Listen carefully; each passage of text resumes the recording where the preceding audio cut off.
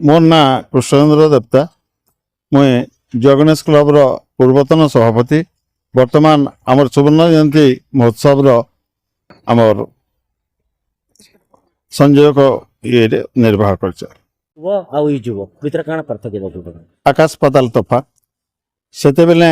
आमर भाईचारा बहुत परिमाण रे थिला इहादे नुआ पीढ़ी जेनटा कि आमको अनुसरण करी आगे नेबे बोली करी नूतन मेम्बर आम ग्रहण करिछु और से निश्चित भाव तांको आमे उपदेश देकरी आगे बढ़ाऊ निशा निवारण पई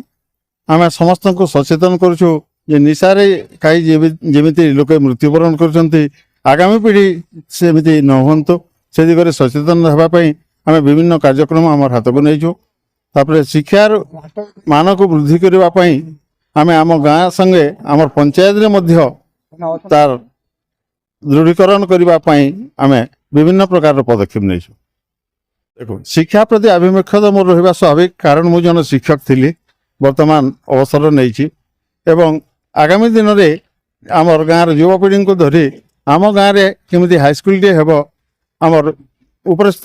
कर्मकर्ता दृष्टि आकर्षण करी निश्चित भाव में आम सफल हेबु बोली आशा करूँ। कुलपगा मुई क्लब रो पहला संपादक है ये आमर गाँव रे तमने जेन विशृंखला परिस्थिति सृष्टि होता से गाँ के तमने एकता करवार लगी गाँव आमर युवक भाई मानकर माध्यम रे सद्भाव प्रतिष्ठा होबार लगी आमे गोटे क्लब गठन कलु और से क्लब रो ना देलु जय गणेश क्लब आमर माध्यम रे तमने आमर गाँव रे से बेले रास्ता नहीं थे गाँटा चाली भी नहीं होते से बेले आमे गाड़ी नो पथर बही कर गाँव रो रास्ता भी तैयार करछुं तापर गाँव रास्ता नहीं थे सेटा भी करछुं तार पर मुई 1978 नु 1981 जाए 5 बरस मुई संपादक हिसाब से मुई थी आई समय मुई पौड़ शिक्षा कार्यक्रम टे आम आरंभ करूँ से पौड़ शिक्षा कार्य मुई निजा संपादन करी अनेक तमने आमर सामाजिक उन्नयन काम माने आम कर आसीचु। वर्तमान युवपीढ़ी के आपण काना वार्ता देबे वर्तमान युवपीढ़ी के आमर क्लब आमे जेन 21 जन छन आमर भीतर जे रकमर गुटे सद्भाव सृष्टि होइजे हेन्ता आमर भीतर एंता सद्भाव सृष्टि हो और आमर भीतर केबे अशांति सृष्टि नहीं हो इटा भावी कर आमे नुआ युवपीढ़ी के ई वर्ष आमे नुआ मेंबर नौचु इटा ही आमर उद्देश्य है। आगे मोर ना विष्णुदेव जुआड़ी मुई पूर्वतन जगन्नाथ क्लब पूर्वतन सभापति थी और वर्तमान मोर प्रथम रू आम जगन्नाथ क्लब प्रथम जो 12 जन सभ्य के लेकर थे से भर मुझे जड़े एवं आमर प्रथम रू ये क्लब के आमर समस्त सभ्य सहयोग केन्ता करी भल भाव गाँव उन्नति करमा और समस्त मध्य सद्भाव रहीकि आम गाँव सर्वांगीन उन्नति दिगरे आम पदक्षेप नमा से भितर भावुलु और से अनुसार आमर पूर्व भाई मैंने तो कहा कले जे रास्ता निर्माण पाठागार तापर पौड़ शिक्षा एवं आमर विशेषकर शिशु परिचर्या केन्द्र जेन 15 वर्ष पर्यंत आमर चली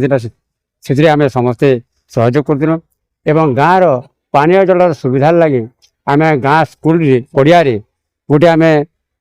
कूपट भी खोलन करूँ एवं सीधा सब श्रमदान भित्तिर नेहरू युव केन्द्र सहायतार आम कर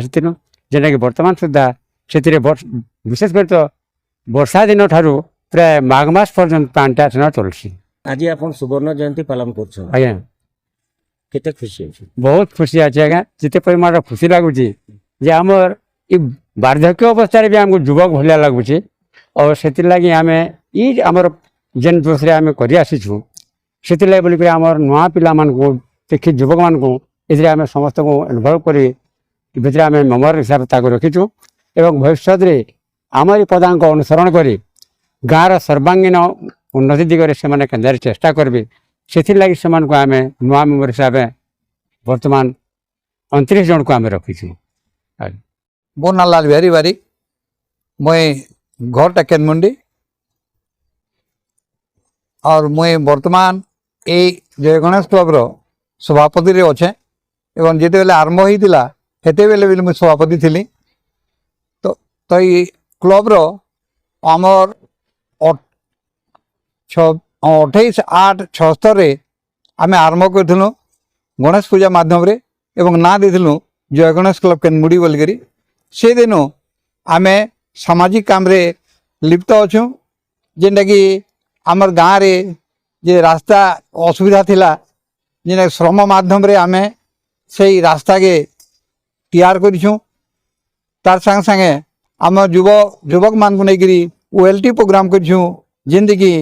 ଆମର୍ ଯୁବକମାନଙ୍କର ଉତ୍ସାହ ବଢ଼ବାର୍ ଲାଗି ଏବଂ ଗାଁର ଯୁବକ ସାଙ୍ଗେ ସାଙ୍ଗେ ଅଞ୍ଚଳର ଯୁବକମାନେ ଯେନ୍ତା କିଛି ସ୍ୱେଚ୍ଛାସେବୀ କାମ କରିପାରିବେ ସେଥିଲାଗି ଆମେ ଚେଷ୍ଟିତ ଥିଲୁ ଆଉ ବର୍ତ୍ତମାନ ବି ଚେଷ୍ଟାରେ ଅଛୁଁ। ଆଉ ଆମର ଏଇନୁ ଡୁମେରପାଲି ଗ୍ରାମ ପଞ୍ଚାୟତ ଏବଂ ଆମର ରେଙ୍ଗାଲି ଗ୍ରାମ ପଞ୍ଚାୟତର ନେଇକିରି ଛୁଆମାନଙ୍କୁ ପ୍ରଥମରୁ ହାଇସ୍କୁଲ ତକ୍ ଯେତିକି ଅଛନ୍ ଆମର ଅଞ୍ଚଳର ଛୁଆମାନଙ୍କୁ ନେଇକିରି ଆମେ ଖେଲ କସରତ କରୁଥିଲୁ ଏବଂ ତାଙ୍କର ଉତ୍ସାହ ଲାଗି OLT ପ୍ରୋଗ୍ରାମ ଆମେ ସେମାନଙ୍କର ଉତ୍ସାହ ଲାଗି ଆମେ ହୋଲିଡେ ପ୍ରୋଗ୍ରାମ ବି କରିଥିଲୁ। ତ ହୋଲିଡେ ପ୍ରୋଗ୍ରାମ ନେଇକିରି ଆମେ ଭୁବନେଶ୍ୱର ପୁରୀ ସବୁ ବୁଲେଇ ଆଣିକିରି ଛୁଆମାନଙ୍କୁ ଉତ୍ସାହିତ କରିଥିଲୁ। ବର୍ତ୍ତମାନ ଆପଣଙ୍କର କ୍ଲବ ଆଜ୍ଞା ସମାଜ କଲ୍ୟାଣ ଦିଗରେ କାଁ କାଁ ପଦକ୍ଷେପ ନେଇଛି, କେନ୍ ପ୍ରକାର ଆପଣଙ୍କର ଉପଲବ୍ଧି ଅଛି? ହଁ ହଁ ହଁ ବର୍ତ୍ତମାନ ବି ଆମେ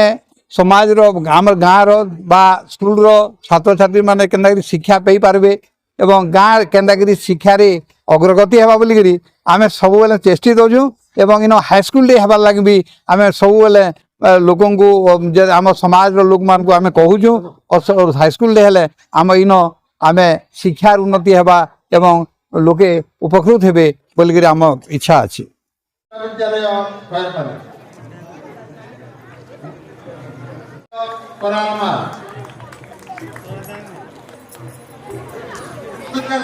Ye